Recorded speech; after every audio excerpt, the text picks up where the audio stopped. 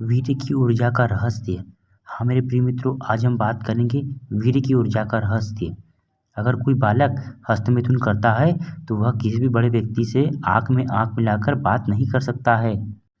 वह किसी अपराधी की तरह मुंह छुपाता है और शर्मिंदा होता है। उसकी प्रसन्नता खत्म हो जाती है। उसका हंसता मुस्कुराता चेहरा एक सड़े हुए चूहे की भांति बदबूदार हो जाता है और उसे कोई भी अपने पास या निकट नहीं आने देता है। और वह भी हर एक व्यक्ति से चिड़चिड़ापन महसूस करता है और हर एक व्यक्ति को अपना दुश्मन मान बैठता है। जी हाँ मेरे प्रिय मित्रों, हस्तमैथुन के ऐसे ही बहुत सारे लक्षण होते हैं।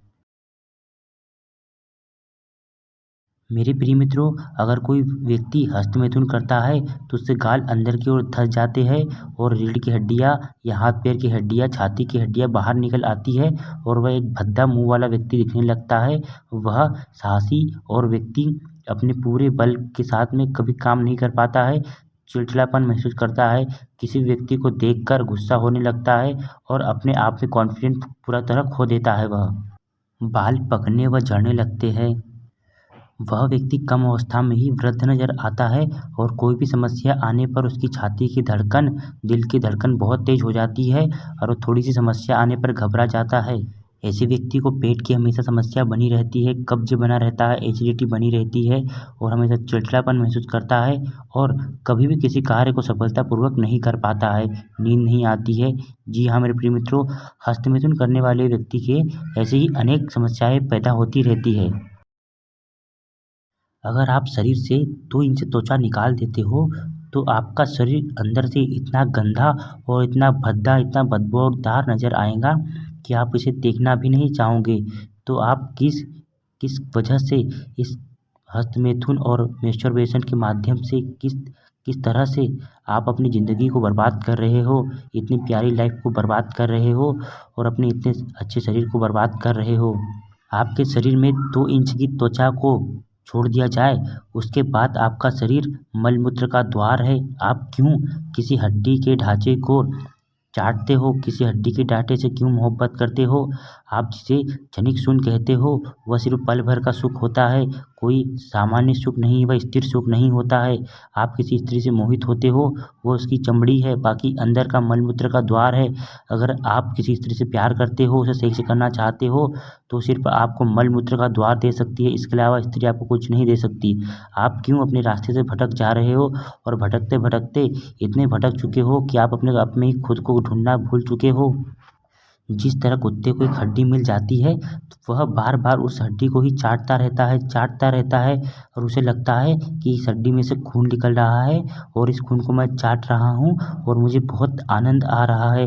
लेकिन वह यह नहीं जानता कि जिस हड्डी को वह चाट रहा है उससे उसकी जीभ कट गई है और अपना ही खून वह चाट-चाट कर स्वादिष्ट और अनुभवित फ़ील हो रहा है। लेकिन मनुष्य की दशा भी ऐसी ही है, किसी स्त्री को सेक्स करता रहता है, अपना वीर्य बर्बाद करते रहता है। उसे लग रहा है कि मुझे बहुत आनंद महसूस हो रहा है, मैं बहुत आनंदित हो रहा हूँ, लेकिन वह नहीं जानता, वह अपने ही वीर्य को बर्बाद करके आनंदित महसूस हो रहा है। इसमें आपका ही घाटा है, ना कि किसी और का। इस बात को समझिए, अपनी इतने प्यारी ज़िंदगी को बर्बाद मत कीजिए, जाग जाइए, वरना समय किसी का नहीं होता। एक बार आपका समय चला जाता है, तो आप ज़िंदगी भर बर्बाद करते रह जाओगे। 14 साल के बाद सेक्स की कामनाएँ, इच्छाएँ तीव्र होती है और 50 साल के बाद ख़त्म हो जाती है।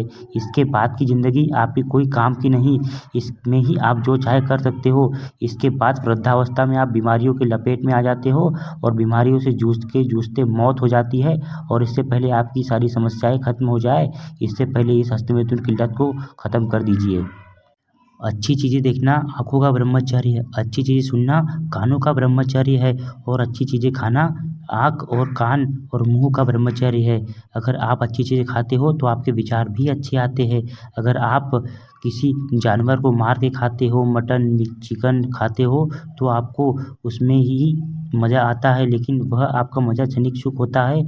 आप ऐसी चीज़ खाने से आपकी वीर्य की शक्ति बढ़ती है और आप उत्तेजित होते हो और किसी निर्बल या किसी भी असहाय पर अत्याचार करते हो, तो जो बिल्कुल गलत है।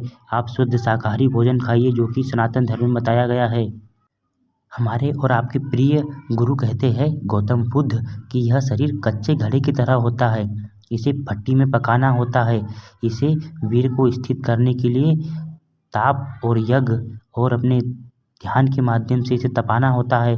अगर आपने इस कच्चे घड़े को पका लिया तो आप सर्वश्रेष्ठ पुरुष बन जाते हो और आप महान व्यक्तित्व के पुरुष बन जाते हो और आप दुनिया में हर एक काम संभव कर सकते हो जो असंभव लगता है।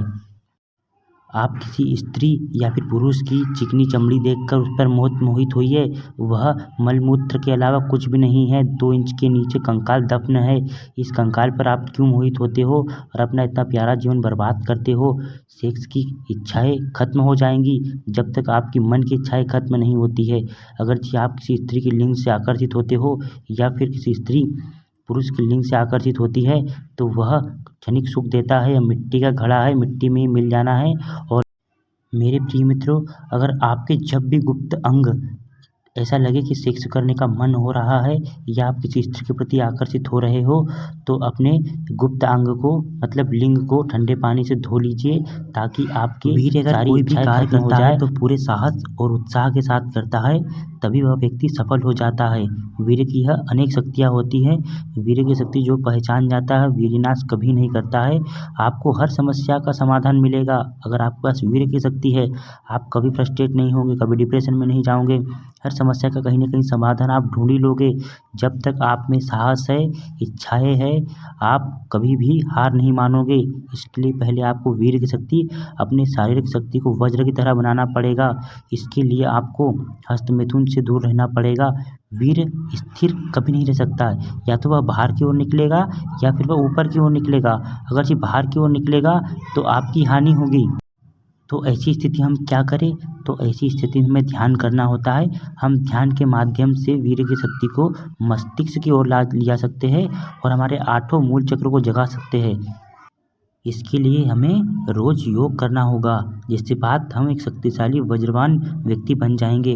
अगर हम वीर की शक्ति को ऊपर ले आना चाहते हो तो डेली ध्यान धीरे धीरे 1 दिन, 10 दिन, 15 दिन, 1 महीने, 4 महीने, 10 महीने, 1 साल निरंतर ध्यान के प्रयास से हम अपनी वीर की शक्ति को मस्तिष्क में ले जाकर एक अद्भुत शक्ति के मालिक बन सकते हो।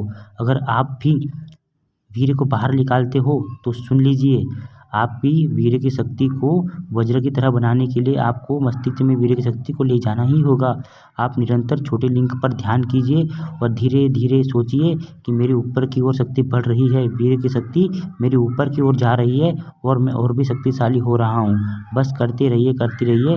आप एक दिन शक्तिशाली, सर्वमान और भौतिक रूप से शक्तिशाली और मजबूत हो जाओगे। ब्रह्मचर्य का मतलब तप होता है। ब्रह्मचर्य का मतलब आस्था। ब्रह्मचर्य का मतलब धैर्य। ब्रह्मचर्य का मतलब साहस। ब्रह्मचर्य का मतलब जीत। ब्रह्मचर्य का मतलब विश्वास। ब्रह्मचर्य का मतलब हमेशा जीत। तो आप इन सभी चीज़ों को प्राप्त कर सकते हो, लेकिन आपको ब्रह्मचर्य का पालन करना ही होगा मेरे प्रिय मित्रों। अगर आप भी सनातन धर्म को जानते हो तो सनातन धर्म में ऐसे कई ऋषि मुनियों के उदाहरण भरे पड़े हैं जिन्होंने ब्रह्मचर्य की शक्ति को हासिल करके दुनिया में अपना नाम और अपना झंडा गाड़ा है। अगर आप भी झंडा गाड़ना चाहते हो, दुनिया में अपना नाम बनाना चाहते हो, हर एक संभव चीज़ को प्राप्त करना चाहते हो, अगर आपके बड़े लक्ष्य है, आप बड़ी बड़ी चीज़ों को हासिल करना चाहते हो, बड़ी बड़ी कारों को लेना चाहते हो, आपका कोई भी लक्ष्य हो, आपका कोई भी इत्यादि कोई भी लक्ष्य हो, तो आपका ब्रह्मचर्य का पालन अनिवार्य है। आपकी यह समस्या नहीं है, ये आपका साहस है। अगर आप किसी चीज़ को भी समस्या समझते हो तो वह समाधान कभी नहीं निकाल पाओगे। अगर से आप चाहते हो कि मेरा यह साहस है, मैं यह कर सकता हूँ, तो कीजिए मेरे प्रिय मित्रों। ब्रह्मचर्य ही जीवन है, ब्रह्मचर्य ही जीवन है। अगर आप वीरनाश करते हो तो वीरनाश ही हत्या है। एक वीरहीन व्यक्ति मृत व्यक्ति से ही बेकार है, मृत व्यक्ति से भी बेकार है। मृत व्यक्ति का कोई अस्तित्व नहीं होता है, लेकिन ब्रह्मचर्य के नाश के बाद आपका तो जीते जी अस्तित्व खत्म हो जाता है। इसलिए आप भी ब्रह्मचर्य का पालन कीजिए मेरे प्रिय मित्रों। ऐसे ही प्यारे वीडियो देखने के लिए सब्सक्राइब, शेयर, लाइक कीजिए। कमेंट में बताइए कि अगला टॉपिक किस पर रखें। मेरे प्रिय मित्रों, जय श्री राम। ब्रह्मचर्य ही जीवन है। स्वामी विवेकानंद की जय, गौतम बुद्ध की जय, गोरखनाथ की जय। ये सारा पूरा टॉपिक गौतम बुद्ध पर आधारित है। इस वीडियो में जो भी मैंने बताया है गौतम बुद्ध के ध्यान पर और ज्ञान पर आधारित है। गौतम बुद्ध की किताब पर आधारित है, स्वामी विवेकानंद की किताब पर आधारित है, महान दार्शनिक फिलोसोफर ओशो की किताब पर आधारित है। इसलिए आप भी ब्रह्मचर्य का पालन कीजिए। मेरे गुरु को, गौतम बुद्ध को जय श्री राम।